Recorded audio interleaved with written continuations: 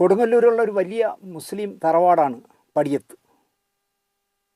നോവലിസ്റ്റായ മൊയ്തു പടിയത്ത്, പിന്നെ അതുപോലെ തന്നെ പടിയൻ എന്ന് പറഞ്ഞ സംവിധായകനുണ്ടായിരുന്നു, നമ്മുടെ സംവിധായകൻ കമലിൻ്റെ അമ്മാവൻ. അദ്ദേഹം സംവിധാനം ചെയ്ത ത്രാസം എന്ന് പറഞ്ഞൊരു സിനിമയുണ്ട്. കമലായിരുന്നു അതിൻ്റെ കഥയും തിരക്കഥയും. വലിയ ഫാമിലിയാണ് അവർ.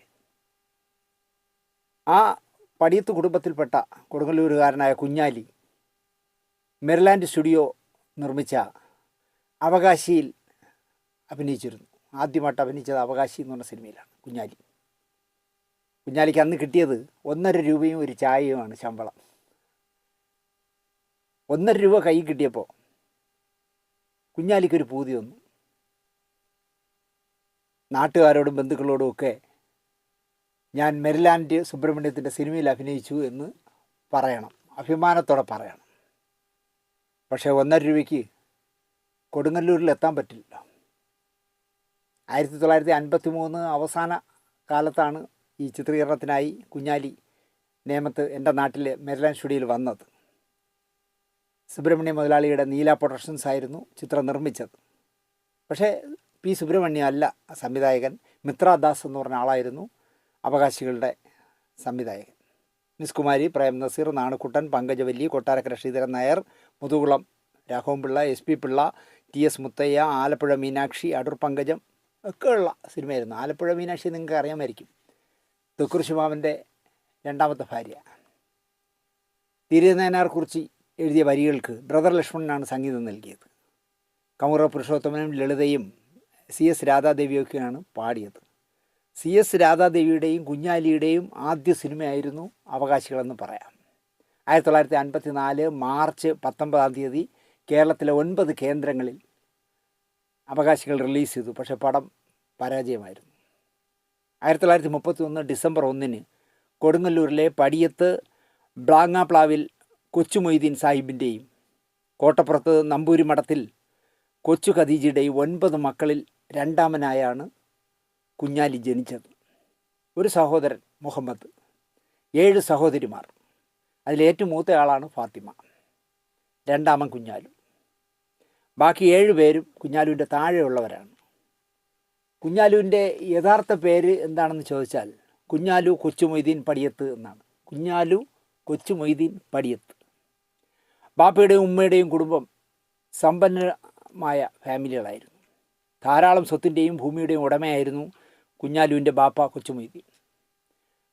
പറഞ്ഞിട്ടൊരു കാര്യമില്ല, ഇവരെല്ലാം വളർന്നു തുടങ്ങിയപ്പോൾ, ഈ കുട്ടികൾ വളർന്നു തുടങ്ങുമ്പോൾ എല്ലാം നശിച്ചു പോയി.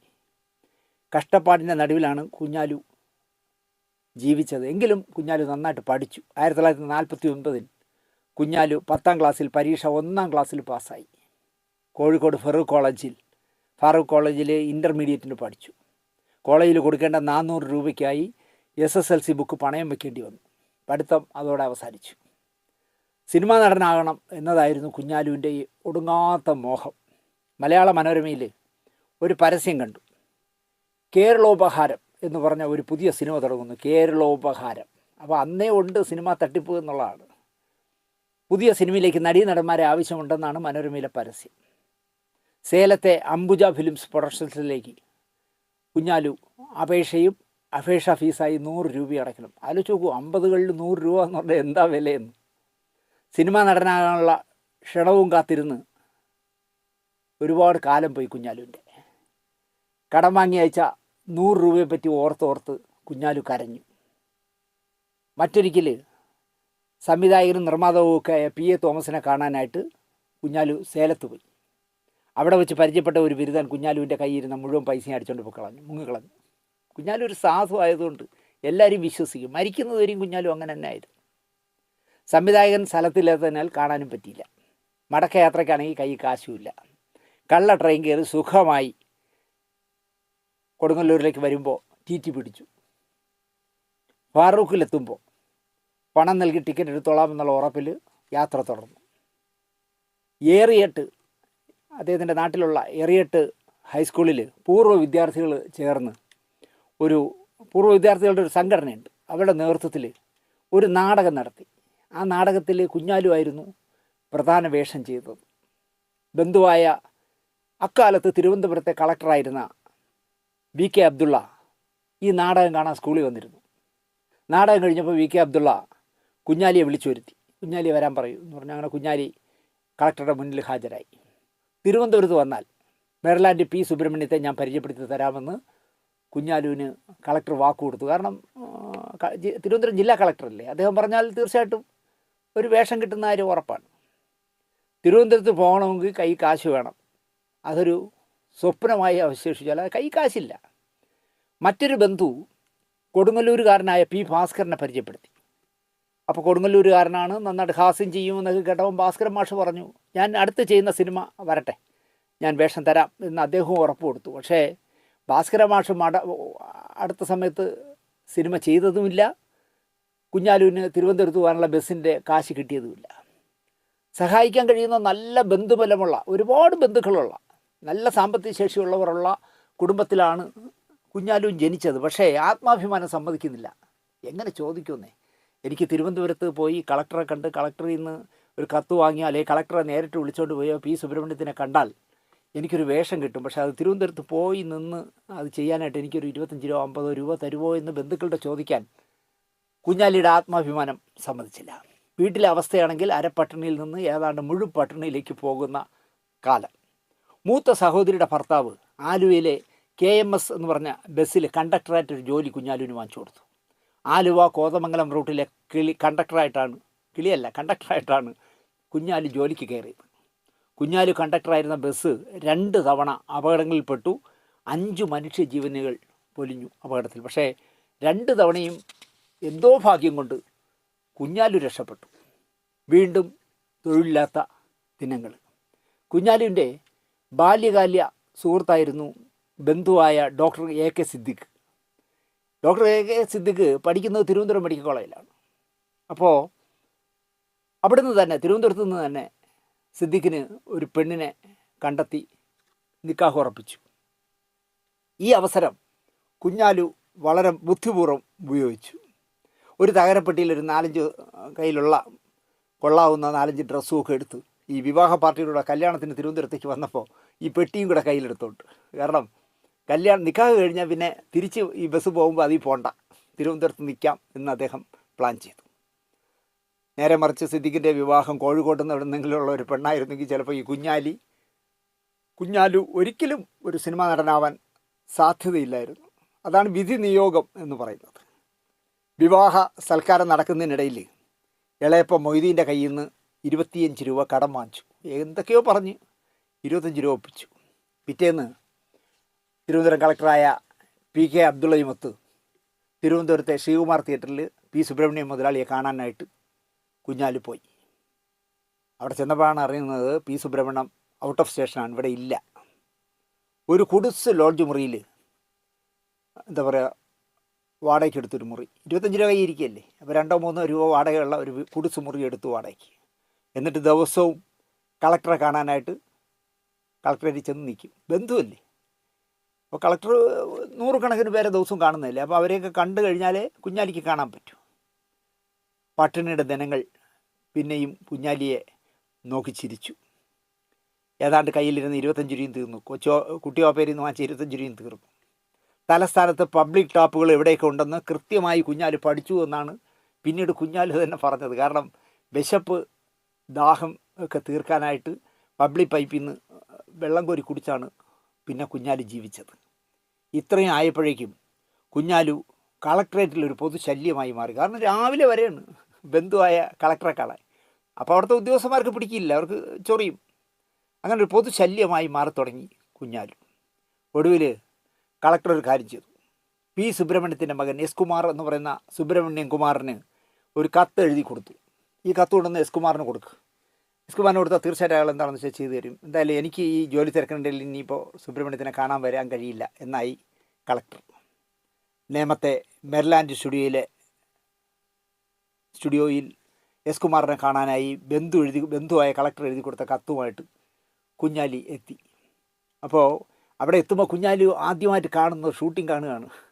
പ്രേം നസീറും മിസ് കുമാരിയുമായിട്ടുള്ള വിവാഹ രംഗമാണ് എടുക്കുന്നത്. വിവാഹത്തിന് ഒരുപാട് ബന്ധുക്കളും ജനങ്ങളൊക്കെ കൂടിയിട്ടുണ്ട്. ആ ആൾക്കൂട്ടത്തിൻ്റെ നടുവിലൂടെ ചിത്രീകരണം നടക്കുകയാണ്. അതാണ് കുഞ്ഞാലു ആദ്യമായിട്ട് കണ്ട ഷൂട്ടിങ്. വിവാഹ ചടങ്ങിനിടയിൽ ആരോ മെയിൻ സ്വിച്ച് ഓഫ് ചെയ്യും. അപ്പോൾ ഈ കല്യാണം നടക്കുന്നിടത്ത് കറണ്ട് പോവുകയും ആൾക്കാർ അങ്ങോട്ടും ഇങ്ങോട്ടൊക്കെ ഓടും. ചന്നം പിന്നെ ഓടുമല്ലോ. കുഞ്ഞാലിയും അതിൻ്റെ ഇടയിൽ കൂടെയൊക്കെ ഓടി അങ്ങോട്ടും ഇങ്ങോട്ടൊക്കെ അങ്ങോട്ടോട് നോക്കിയോട്ടിക്കാതെ ഇങ്ങോട്ടോട് അങ്ങോട്ടോട് എന്നൊക്കെ പറഞ്ഞു കുഞ്ഞാലി അങ്ങോട്ടും ഇങ്ങോട്ടും ഓടി. അങ്ങനെയാണ് കുഞ്ഞാലു ആദ്യമായിട്ട് ഒരു സിനിമയിൽ ക്യാമറയുടെ മുന്നിൽ അഭിനയിച്ചത്. ആ ആൾക്കൂട്ടവും ബഹളവും അതിൻ്റെ ഇടയിൽ കൂടെ ഓട്ടവും എല്ലാം കഴിഞ്ഞപ്പോൾ കുഞ്ഞാലുവിന് ഒരു ചായയും 1.5 രൂപ പ്രതിഫലവും കിട്ടി. ജൂനിയർ ആർട്ടിസ്റ്റിൻ്റെ ശമ്പളമാണ് 1.5 രൂപ. ആദ്യമായി ക്യാമറയുടെ മുന്നിൽ അഭിനയിച്ചു എന്ന അഭിമാനത്തോടെ കുഞ്ഞാലു അവിടുന്ന് വിട്ടു. അവകാശി തിയേറ്ററിലെത്തിയപ്പോൾ കുഞ്ഞാലു തൻ്റെ അഭിനയം കാണാൻ വേണ്ടി പണിപ്പെട്ട് എങ്ങനെ ടിക്കറ്റൊക്കെ എടുത്ത് ആരുന്നോ കടമൊക്കെ വാങ്ങിച്ച് കുഞ്ഞാലു അവകാശികൾ കണ്ടപ്പോൾ ഈ നാട്ടിൽ ചെന്ന് പറയണമല്ലോ. കണ്ടപ്പോൾ ഉള്ള പ്രശ്നം എന്ന് പറഞ്ഞാൽ കുഞ്ഞാലുവിന് പോലും കുഞ്ഞാലു എവിടെ ഇരിക്കണമെന്ന് മനസ്സിലാവില്ല. ആൾക്കൂട്ടത്തിനിടയിൽ ഞാനാണോ അപ്പോണോ ഇങ്ങനെ നോക്കുന്നതിനിടയിൽ ആളങ്ങ് പോവില്ലേ. അപ്പോൾ തോന്നി ഒന്ന് നാട്ടിൽ പോകണം. നാട്ടിൽ പോയി എൻ്റെ സിനിമ തിയേറ്ററിൽ വന്നിട്ടുണ്ട്, നിങ്ങളെല്ലാം കാണണമെന്ന് കൂട്ടുകാരോടൊക്കെ പറയണമെന്ന് തോന്നി. അപ്പോൾ ഈ അവകാശികളിൽ അഭിനയിക്കുന്ന ആ സമയത്തൊക്കെ ലോഡ്ജിൽ കൊടുക്കാൻ പൈസയൊക്കെ ഇല്ലാതായ സമയത്ത് കുഞ്ഞാലു കണ്ടെത്തിയ ഒരു വഴി, കൊടുങ്ങല്ലൂരിലുള്ള ആരൊക്കെയോ ഏട്ട് പല സ്ഥലങ്ങളിലും ജോലി ചെയ്യുന്ന ആൾക്കാർ ചേർന്ന് എന്താ പറയുക, ഋഷിമംഗലത്ത് കൊച്ചിൻ ലോഡ്ജ് എന്ന് പറഞ്ഞ ഒരു ലോഡ്ജിൽ താമസമുണ്ട്. അപ്പം ഞാനും കൊടുങ്ങല്ലൂരുകാരനാണെന്ന് പറഞ്ഞാൽ അവരെ പരിചയപ്പെടുകയും അവരവിടെ എവിടെയോ കിടക്കാനുള്ള സൗകര്യം കൊടുത്തിരുന്നു. അപ്പോൾ അവരോട് ചെന്ന് പറഞ്ഞു, എനിക്ക് നാട്ടിൽ പോകണം, എൻ്റെ ഇല്ലാണെങ്കിൽ 10 പൈസ ഇല്ല, എങ്ങനെയെങ്കിലും നിങ്ങളൊന്ന് സഹായിക്കണം. അങ്ങനെ അവരെല്ലാം കൂടെ പിരിവിട്ട് കുഞ്ഞാലുവിന് 25 രൂപ കൈ കൊടുത്തു. പിറ്റേന്ന് രാവിലെ കുഞ്ഞാലു കൊടുങ്ങല്ലൂരിലേക്ക് യാത്രയായി. കയ്യിൽ കുറച്ച് കാശല്ലേ ഉള്ളൂ, 25 രൂപയല്ലേ ഉള്ളൂ. അത് വരുന്ന വഴിക്ക് തന്നെ എന്തോ കാപ്പിയൊക്കെ വാങ്ങിച്ചു കുടിച്ചു. അപ്പോൾ തോന്നി ഇവിടുന്ന് നമ്മൾ ത്രൂ കൊടുങ്ങല്ലൂരിലേക്ക് പോകാൻ ട്രെയിനിലേക്ക് കയറിയാൽ ഈ 25 രൂപയും തീരും.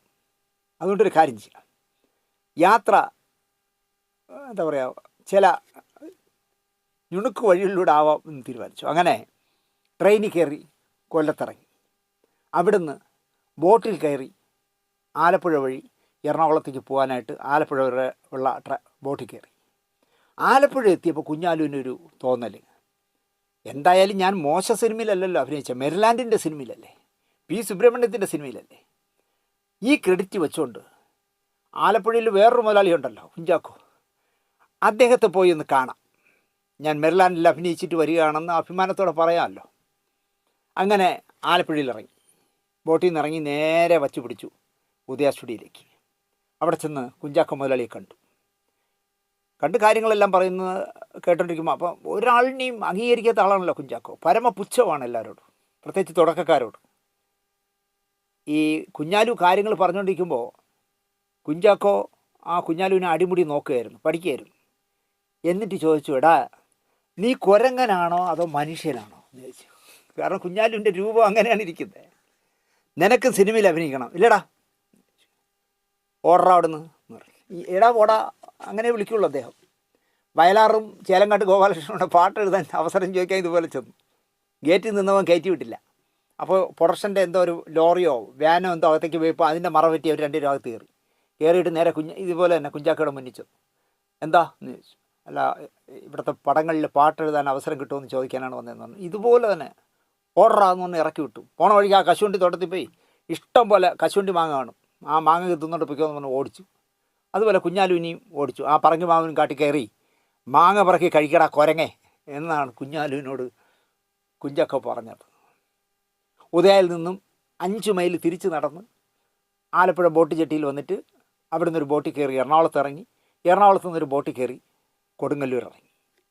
ഇങ്ങനെ എന്താ പറയുക വീട്ടിലെത്തി. കുറച്ച് കാലം നാട്ടിൽ കറങ്ങി നടന്നു. എന്തൊക്കെ പറഞ്ഞാലും അവകാശം അഭിനയിച്ച നടനല്ലേ, അങ്ങനെ കറങ്ങി നടന്നു. പക്ഷെ ഇവിടെ നിന്നിട്ട് ഞാൻ ഇനി എന്ത് ചെയ്യാൻ എന്ന് വീണ്ടും ആലോചിച്ചു. അങ്ങനെ കുഞ്ഞാലു വീണ്ടും തിരുവനന്തപുരത്തേക്ക് തന്നെ വന്നു. ഒരു ജോലി എങ്ങനെയെങ്കിലും സംഘടിപ്പിക്കണം എന്ന് തീരുമാനിച്ചു. വീണ്ടും പോയി ബന്ധുവായ കളക്ടറെ കണ്ടു. ആ കളക്ടറുടെ ക്ഷമയാണ് ഞാൻ ആലോചിക്കുന്നത്. അദ്ദേഹം കേരള മോട്ടോർ സർവീസിൽ ഒരു ജോലി വാങ്ങിക്കൊടുത്തു. ഈ സമയത്ത് ഉദയയിൽ നിന്ന് പിണങ്ങി KV കോശി അവിടെ നിന്ന് ഇറങ്ങി. 3 സിനിമ സൂപ്പർ ഹിറ്റായപ്പോൾ, ജീവിത നൗക അടക്കം 3 സിനിമ സൂപ്പർ ഹിറ്റായപ്പം കുഞ്ചാക്കയും പൈസ മുടക്കിയ കെ വി കോശിയായിട്ട് പിണങ്ങിയ കഥയൊക്കെ ഞാൻ മുമ്പ് പല സ്റ്റോറിയിലും പറഞ്ഞിട്ടുണ്ടല്ലോ. അങ്ങനെ ഉദയയിൽ നിന്ന് പിണങ്ങി പിരിഞ്ഞ കെ വി കോശി മെരിലാൻഡിൽ വന്ന് പി സുബ്രഹ്മണ്യം മുതലാളിയുടെ പിന്തുണയോടെ പുത്രധർമ്മം എന്ന് പറഞ്ഞ സിനിമ എടുക്കുകയാണ് മെരിലാൻഡിൽ. എസ് കുമാർ കുഞ്ഞാലുവിൻ്റെ കാര്യം കോശിയോട് പറഞ്ഞു. കാരണം എസ് കുമാറിൻ്റെയിലാണല്ലോ കത്ത് കൊണ്ട് കൊടുത്തത് കളക്ടറുടെ. അങ്ങനെ വീണ്ടും വീണ്ടും വീണ്ടും വീണ്ടും എസ് കുമാറിനെ കണ്ടപ്പോൾ സുബ്രഹ്മണ്യം കുമാർ ഈ കെ വി കോശിയോട് പറഞ്ഞു, നമുക്ക് വേണ്ടപ്പെട്ടൊരു പയ്യനാണ്, എന്തെങ്കിലും വേഷം ഇതിൽ പറ്റുമെങ്കിൽ കൊടുക്കണം എന്ന് പറഞ്ഞു. കുഞ്ഞാലി പോയി കെ വി കോശിയെ കണ്ടു. കോശിക്ക് എന്തുകൊണ്ടോ കുഞ്ഞാലിയെ ഭയങ്കരമായിട്ട് ഇഷ്ടമായി. ഉദയയിൽ നിന്നും കുഞ്ചാക്കോ ഓടിച്ചു വിട്ട ആളാണ് എന്നും കൂടി കോശിയോട് പറഞ്ഞപ്പോൾ കുഞ്ഞാലുവിനോടുള്ള സ്നേഹം കോശിക്ക് ഇരട്ടിച്ചു. കോശി ഉറപ്പ് പറഞ്ഞു, പുത്രധർമ്മം എന്ന് പറഞ്ഞ ഈ സിനിമ നടക്കുമെങ്കിൽ കുഞ്ഞാലുവിന് ഞാനൊരു വേഷം തരും എന്ന് ഉറപ്പ് പറഞ്ഞു.